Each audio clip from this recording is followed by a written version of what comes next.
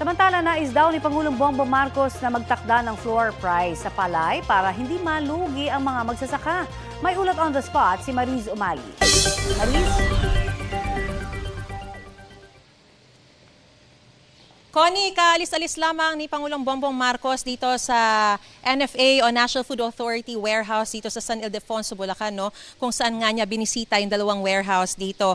At dito rin ay pinakinggan ng Pangulo ang hinaing ng ilang mga magsasaka.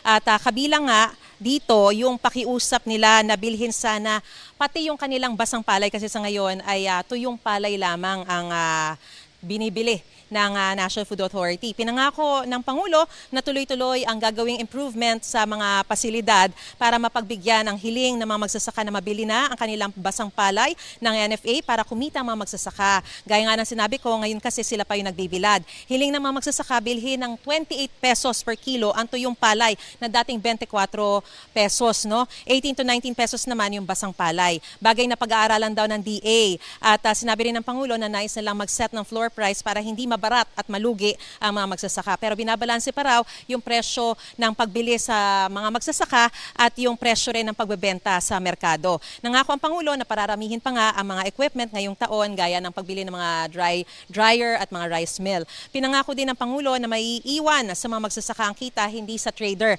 para sila ay kumita. At next year, palalawakin pa raw yung mabibigyan o kumbaga makaka-access sa 20 pesos na bigas kung sa ngayon ay nasa Visayas lang at sa ilang bahagi ng Mindanao.